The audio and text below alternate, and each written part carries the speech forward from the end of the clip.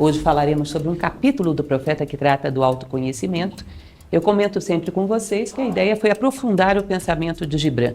Gibran é complexo, belo, mas complexo. Nós pegamos uma frase dele, 3 ou 4 palavras, ele quer dizer um monte de coisas nas entrelinhas. E como nós somos a sociedade da pressa, dos apressados, não paramos para analisar 3 ou 4 palavras e perdemos muitas coisas nas entrelinhas de Gibran. Ele não é só um poeta, ele é um filósofo. E como filósofo tem um conteúdo muito profundo. E às vezes pegamos só a superfície, que é beleza. Sempre digo para vocês que um bom poeta tem que ter algo de filosofia, porque senão não tem do que falar. Ainda que tenha uma forma bela, não tem conteúdo. Então nós temos comentado um pouco sempre, muito rapidamente, porque não é esse o objetivo. Talvez até no final façamos uma palestra específica para falarmos direito da vida de Gibran. Porque sempre falamos muito en passant, né? E a biografia dele é muito curiosa e interessante de conhecer. Quem sabe ao final do livro, que já não falta tanto para terminar, a gente fala especificamente sobre ele. Ele nasce em 83 no Líbano e morre em 1931 em Nova York. Chegou um adolescente ainda nos Estados Unidos, sem falar uma palavra de inglês, é ajudado por uma professora norte-americana que o apoia durante toda a sua vida e constrói aí a sua obra com bastante sucesso, ainda em vida. Sobretudo, se nós formos considerar, porque Gibran não era só escritor, era também pintor, tem um relativo sucesso em tudo que faz, mas sobretudo esse livro. O Profeta se espalhou numa velocidade que ninguém esperava. O editor que fez esse livro achou que fosse ser um fracasso, fez apenas 1000 exemplares na primeira tiragem. E hoje é um livro traduzido em mais de 40 idiomas e é uma raridade quem tenha um desses 1000 exemplares da primeira edição, que virou algo histórico. É realmente em termos de prosa poética, de poesia, pouca coisa deve ser tão conhecida quanto o Profeta de Gibran. Muito pouca coisa. Na verdade, se nós pegarmos um Shakespeare, talvez, os sonetos de Shakespeare talvez sejam mais conhecidos, mas está entre os livros de poesia mais conhecidos do mundo, prosa poética, mais conhecidos do mundo. Porém, ainda acontece de nós falarmos para as pessoas, você conhece Gibran? E ouvir um sonoro não. Porque ainda que você veja uma quantidade de traduções muito grande, somos 7 bilhões de seres humanos e muita gente hoje simplesmente não lê poesia. Poesia, sobretudo, hoje quase não vende. Então, eu acho uma perda que a gente passe pela vida sem conhecer um livro como esse. Sempre recomendo, livro de cabeceira, que ele é sensacional. Você abre aleatoriamente em qualquer capítulo e ele tem algo de profundo para te dizer, certo? Então, falamos sempre também sobre o contexto geral, antes de entrarmos no assunto específico, lembrar que o profeta do título era um homem chamado Al-Mustafa, que vivia numa ilha e se propõe a ir a uma cidade, Orfalese, que ficava na costa, para ensinar alguma coisa para essas pessoas. Passa 12 anos nessa cidade. E nesses 12 anos ninguém o ouve.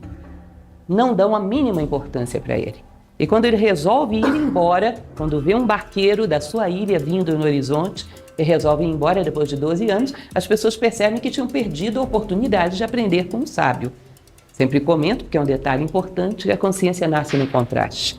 Valorizamos as coisas quando estamos para perder, às vezes. Entendemos o sentido da vida diante da morte. Até mesmo do ponto de vista sensorial, percebemos uma cor quando existe o contraste. Quando termina o laranja, começa o transparente, eu percebo o laranja. Se o universo inteiro fosse dessa cor, eu não perceberia. Assim também com o som e o silêncio. Essa é a teoria do impacto. A consciência nasce no contraste. Então as pessoas percebem o valor que ele tinha quando ele estava para ir embora. Aí dizem, você vai ensinar algo para a gente antes de partir. Reúne toda a cidade à volta de Al-Mustafa. Al-Mustafa, o nome significa o eleito, o escolhido, o iluminado. Eles reúnem à volta dele e começam a fazer perguntas. Cada pergunta é um capítulo. Cada pergunta sobre um assunto. Agora vocês imaginem que os assuntos são o amor, a amizade, os filhos, o matrimônio, a educação, as leis, são as coisas mais importantes da vida humana. E ele resume esses assuntos, às vezes em 2 páginas, 2 páginas e meia. Nós vamos ver esse do autoconhecimento, por incrível que pareça, é um dos menores capítulos do livro. Ele tem 1 página e 1 parágrafo sobre o autoconhecimento. Então imaginem que para falar de coisas tão profundas numa superfície tão pequena, ele tem que ser muito denso, ele tem que ter muita profundidade, já que não tem extensão. Isso é típico dos autores clássicos. Eles têm muita profundidade, em pouca extensão dizem muita coisa.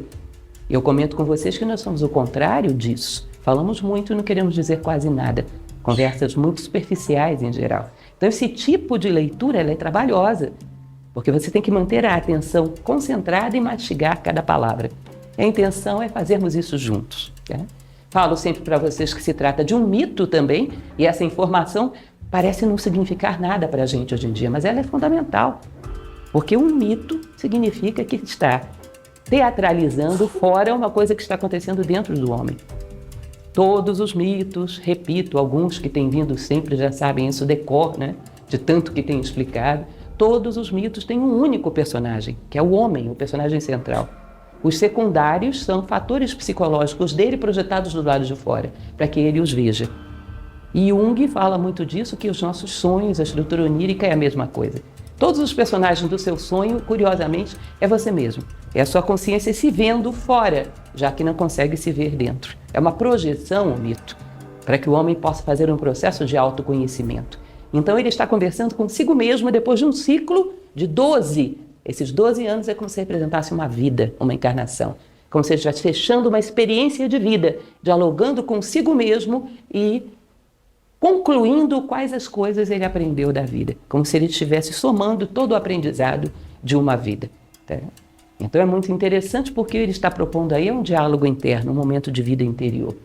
Ontem eu falava sobre o profeta, um outro capítulo no Lago Sul, na Escola do Lago Sul, sobre as habitações. E é muito interessante porque ele, nesse capítulo das habitações, ainda vamos vê-lo aqui, ele compara uma casa ao teu corpo, um momento de intimidade para você dialogar consigo mesmo. Porque para um pensador como o Gibran, isso é a coisa mais importante da vida. E nós praticamente não dedicamos tempo a isso. Estamos entrando num ciclo da natureza, estamos vivendo de hoje para amanhã o equinócio de outono, não é isso? Um ciclo em que a natureza recolhe as suas energias para dar exatamente ao homem a oportunidade de vir para dentro e depois ir ao mundo na primavera-verão, tendo algo para compartilhar. Porque um homem vazio não tem nada para compartilhar.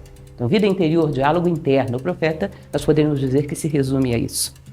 Então, vamos lá falar do nosso capítulo de hoje, sobre o autoconhecimento. Um pequeno, grande capítulo. Vocês vão ver que a coisa mais comum na literatura antiga é que se recomende que o homem foque sua vida em duas coisas: conhecer a si mesmo, dominar a si mesmo. Que isso vai lhe permitir chegar ao seu alvo, que são valores, virtudes e sabedoria, o ideal humano. Conhecer a si mesmo, dominar a si mesmo. O famoso pórtico de Delfos, na Grécia, homem, conhece-te a ti mesmo. Tão falado e repetido, mas tão pouco praticado, era a base da filosofia grega. Um poeta grego chamado Píndaro, ele dizia o seguinte: sê quem és, sabendo. Entendem isso? Sê quem és, sabendo. Como você vai saber, como é que você vai ser você mesmo se você não sabe quem você é? Colocar um exemplo prático e bobinho para que fique claro isso para você. Se a gente sente fome, está dentro de um mercado, tem dinheiro no bolso, mas não sabe, te vale alguma coisa esse dinheiro? Você continua passando fome. Ah, mas eu tenho dinheiro, mas se você não tem consciência dele, ele não te vale para obter alimento, não é assim? É como se nós estivéssemos famintos diante da vida, com recursos no bolso, com valores no bolso. Talvez não no bolso, mas no coração, na nossa essência, temos recursos para viver melhor. Mas não adianta nada porque não sabemos. Ser quem és, sabendo. A evolução nada mais é do que evolução da consciência. O que vocês acham que evolui em nós? Luz sobre trevas, consciência daquilo que somos. Isso é verdadeira evolução. Não adianta sermos, se não sabemos o que somos, não vai nos adiantar. A questão humana é ser e existir de maneira coerente. E existir exige que você tenha consciência do que você é. Senão você existe superficialmente, sobrevive. Ou existe como aquilo que você não é, como se fosse um bichinho. Então esse elemento do autoconhecimento não é à toa que é um dos capítulos mais conhecidos do profeta. Muita gente recita, é muito bonito, como tudo dele é muito poético, e é um ponto central, realmente muito importante em toda a filosofia da humanidade. E um homem disse: fala-nos do autoconhecimento. E ele respondeu dizendo... Eu sei que vocês sempre ficam um pouco curiosos, porque só nisso aí ela já vai comentar alguma coisa. Lembrem que eu coloco na íntegra o poema aqui, e é sempre importante a gente ir mastigando pedacinho por pedacinho. Eu acho muito interessante, talvez vocês tenham conhecido um livro que fez muito sucesso há alguns poucos anos atrás, que se chama O Mundo de Sofia, do professor Jostein Gardé. Bem no iniciozinho do livro ele coloca um exemplo que eu acho muito interessante. que ele diz o seguinte: imagina que você faça um bonequinho de barro e você dê um sopro de vida nele e ele sai andando. O que você acharia se esse bonequinho saísse andando em frente perguntando: onde eu vou morar? O que eu vou vestir? Onde eu vou trabalhar? Quanto eu vou ganhar por mês? Faz todas as perguntas irrelevantes do universo. Em nenhum momento esse bonequinho para, detém o passo e pergunta: quem sou eu, hein? Por que me construíram? Vira para mim e pergunta: o que você espera de mim? Você me fez para quê? Você imagina uma coisa dessas? O que você pensaria desse bonequinho? Defeito de fabricação, daqui, deixa eu fazer outro. Não é isso? Enlouqueceu, coitado, está alienado. Porque todas as irrelevâncias do mundo, menos o essencial, vamos lá, isso é estranho. Não perguntar nunca quem somos nós e o que viemos fazer aqui, é como se fôssemos isso. E é lógico que toda pergunta, toda curiosidade, toda busca de saber teria que começar por isso. Isso é a base da filosofia. Quem somos nós? Para descobrir como nos completamos, qual é nosso ideal e quais as ferramentas que nos permitem caminhar por essa estrada. Tá? E ele vai responder então: vosso coração conhece em silêncio os segredos dos dias e das noites, mas vossos ouvidos anseiam por ouvir o que o vosso coração sabe. Então vocês vão dizer: não sabe nada, meu coração não sabe coisíssima nenhuma, o coração não é mais do que um músculo que fica pulsando, não tem nada a ver com nada. Coração é o simbolismo do centro, que nem esse labirinto aí, o centro. Tá? Na verdade, o nosso verdadeiro coração, esse aqui é só um símbolo, nosso verdadeiro coração é um centro, uma essência, que as tradições todas dizem que o homem tem uma essência imortal e uma aparência transitória. E esse centro em torno do qual a vida gravita, esse é o verdadeiro coração. Não é o coraçãozinho romântico do dia dos namorados, nem esse músculo que nós temos dentro do peito. É o teu centro. E desse centro, dessa identidade, irradia uma certa intuição, que vocês conhecem sim, vocês sabem dela. Quando vocês se defrontam, por exemplo, com uma das coisas mais inquietantes da vida, que é a morte. A morte de uma pessoa, às vezes de um ente querido, existe coisa mais paradoxal do que a morte? Por muito que você leia a respeito, por muito que você conheça do assunto, por muito que tenha suas crenças, mas não é muito estranho que toda essa vida que vibra dentro de um ser humano, de repente, cadê? É um boneco inerte, frio? Cadê imaginação, vontade, amor, inteligência? Toda a vida que vibrava ali, não é uma loucura que o ser humano de uma hora para outra não seja? Como não é? Essas coisas têm que ter uma solução de continuidade. Não podem desaparecer, isso é um paradoxo, isso é um contrassenso. Para onde vai aquilo que nós chamamos de ser humano? Existe dentro de nós alguma coisa que se revolta e diz: não, isso não é real. Isso é o teu coração dizendo: a morte não é uma realidade. Aí vem a mente racional, concreta, essa prática, besteira, deixa isso para lá, destrói essa nossa percepção íntima e profunda. Mas vocês percebem que isso ecoa ao longo da história da humanidade. Um protesto íntimo contra isso que nos dizem que é real e que não pode ser. Porque é um paradoxo, é muita coisa para de repente virar nada. O que nós percebemos dentro de uma equação lógica é que muita coisa não pode virar nada de uma hora para outra. Não saem coelhos de cartola, nem coelhos somem dentro de cartola. Para onde vai o amor humano, a inteligência humana, a imaginação humana? É um coelho que entra na cartola e some? Não tem sentido isso. Nós sabemos que as coisas não são assim, não tem lógica. E esse eco de incompreensão e de revolta contra esse paradoxo ecoa tão antigo quanto a existência do homem. Então nós intuímos que existe algo mais, que o homem tem uma essência imortal, algo que vibra por trás da aparência. Mas a nossa razão prática não sabe disso, às vezes até o pensamento sabe. Platão diz que nós possuímos uma essência imortal, isso é bonito de dizer, né? Dá um status danado, todo mundo vai pensar: olha lá, lê Platão. É uma intelectual. Às vezes até como ideia a gente sabe, mas uma razão prática que norteia a nossa vida e uma ação condizente com isso a gente não tem. Aí esses dois mundos ficam desconectados, um necessitando do outro.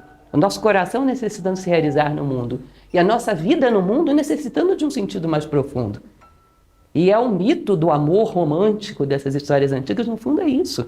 É o homem querendo encontrar a sua alma, uma essência mais profunda. Se vocês virem o poema de Fernando Pessoa, Eros e Psique, é isso. O príncipe buscando a sua alma adormecida, os dois, um estão precisando do outro. A essência precisa da aparência e vice-versa. Então ele diz: os vossos ouvidos anseiam por ouvir aquilo que o seu coração sabe. Os vossos olhos anseiam por ver. Uma hora você vai ter que ter uma comunicação entre esses dois mundos, porque senão você morre sem ter vivido. Você se torna eternamente um estranho para si próprio. E isso é muito esquisito. O que nós viemos fazer na nossa vida se não conhecia nós mesmos? O que nós fizemos ao longo de toda uma vida? Não deu tempo para isso? O que você fez com o tempo? O que era mais importante do que isso? Não é curioso? É como você ir na esquina comprar um jornal e voltar sem o jornal. Não deu tempo. Como assim? Você não foi lá para isso? Nós viemos ao mundo para quê? Se não para conhecer a nós mesmos, dominar a nós mesmos e caminhar. Não deu tempo, deve ser meio paradoxal, né? Deu tempo para quê? O que você fez com o tempo? Lembra a parábola bíblica dos talentos, né? Não fiz nada. É uma vida perdida. E olha que somos tão apegados à vida e a jogamos fora. Jung, ele fala sobre isso, que o homem do século XX, que fala tanto de economia, é um esbanjador. Esbanja o mais precioso, o espírito. Então, continuando, ele vai dizer: desejais conhecer em palavras aquilo que sempre conhecestes em pensamento. Quereis tocar com os dedos o corpo nu de vossos sonhos. E é bom que o desejeis. Ou seja, esse monte de ideias, esse monte de tradições que dizem que existe uma essência dentro de você, esperando ser descoberta. Bom, eu quero ver. Eu quero que isso venha ao mundo e faça diferença na minha vida. Eu quero, numa ação prática, perceber que eu já não tenho tanto medo assim, porque eu me sinto um ser que vai perdurar além da morte. Eu quero, numa ação prática, perceber que eu sou um ser humano, que isso é mais do que meramente um ser instintivo, que existem valores, existem virtudes dentro de mim. Eu quero me ver, eu quero me reconhecer. Eu comentava com alguns de vocês em uma dessas palestras, eu achei muito curioso, muito engraçado, isso é um pequeno detalhe relevante, que eu passava pela Livraria Cultura um dia e não sei por que cargas d'água, fui folhear um livro que tinha acabado de ser lançado, que era o Diário da Marilyn Monroe. Eu achei muito curioso, talvez porque nenhum deles me interessava, eu peguei qualquer um e fui folhear. Mas, gente, eu achei a coisa mais curiosa do mundo. De um determinado momento, ela para e fala o seguinte, é o diário mesmo, era uma coisa pessoal dela, que publicaram como livro. E ela diz, olha, as pessoas não gostam realmente de mim, gostam de uma imagem que foi criada pelo cinema. Elas não podem gostar de mim, elas nem me conhecem. E, na verdade, sabe de uma coisa? Eu também não me conheço, portanto, nem eu gosto de mim. Quem sou eu? E eu achei aquilo tão curioso, porque você percebe uma pessoa com uma visão toda estereotipada que a sociedade criou de superficialidade, né? E tinha um espírito filosófico e uma sede de si mesmo, como qualquer ser humano. Ou seja, essa germen, essa semente que caracteriza o ser humano, lá dentro. Falem sério, vocês dariam um folheto do curso de filosofia para Marilyn Monroe? E ela tinha sede de conhecimento. Curioso isso. Né? Então todos nós desejamos arredar essa sombra material e descobrir o que palpita dentro do nosso coração. Quem somos de fato nós? Quais são os nossos sonhos? O que realmente nos realiza? O que realmente nos faz feliz? O que nos dá paz? Isso eu acho muito curioso, porque nós somos às vezes tão mecanizados pelos hábitos da sociedade que até para nos divertirmos nós fazemos o que é padrão. Então, férias aqui, trabalho ali, descansar acolá. Aí um belo dia você para, uma vez me fizeram essa proposta, feche os olhos e lembre do momento do seu dia onde você mais foi feliz. E aí quando eu fechei os olhos, eu era muito jovem nessa época, eu lembrei que eu tinha ido para uma festa, tinha ido para não sei onde e tinha trabalhado, tudo aquilo ali parecia para mim uma obrigação, um protocolo. E um momento de felicidade que eu lembrei foi um momento quando eu mexia na terra. Eu falei, eu não sei nem o que é a minha felicidade, nunca parei para perguntar. Ou seja, quando eu me divirto ou quando eu trabalho, eu bato ponto do mesmo jeito. Porque todo jovem tem que fazer, porque todo mundo tem que ir, é uma coisa estranha, somos estranhos para nós mesmos. Por quanto tempo? Espero que não por toda a vida. Então todos nós temos essa ânsia de unir esses dois mundos, né? Tocar com os nossos dedos a nossa verdadeira identidade, o nosso verdadeiro rosto. Aliás, existe um texto maravilhoso de Gibran que se chama O Louco. Alguém conhece? Que ele fala sobre isso.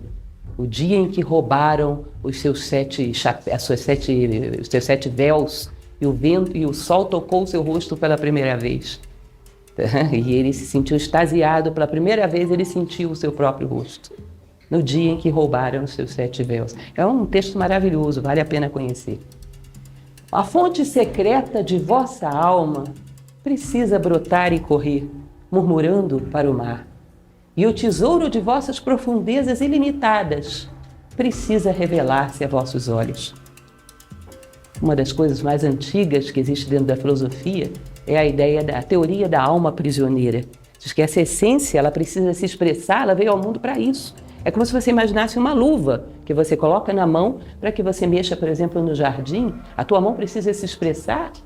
Essa luva não pode ter os dedos todos grudados de tal maneira que a mão não se mexa lá dentro. Ela tem que ser maleável ao domínio da mão. É como se de repente você fizesse da luva um cárcere da tua mão e ela não se mexesse lá dentro e ficasse ansiosa por mexer na terra, por atuar no mundo e não consegue se expressar. A alma prisioneira. Platão dizia que, na verdade, educar é abrir as grades da cela dessa alma prisioneira para que entre ar, para que ela não sufoque. Educar é romper as barreiras que te impedem de ter vida interior, de conhecer a si próprio. Educar era muito mais profundo do que extenso. Eduzir é trazer à tona aquilo que você tem de real. Sempre comento com vocês que inteligência também vem disso, inteleger, escolher dentre tudo aquilo que você não é, quem é você, por exemplo. Encontrar a tua verdadeira identidade é o máximo ato de inteligência. Tá? Então, a tua alma, ansiosa dentro de você, quer se expressar no mundo. E você, o que está fazendo no mundo, se não falando pela tua alma? O que você veio fazer aqui? Qual o recado que você tem para dar ao mundo?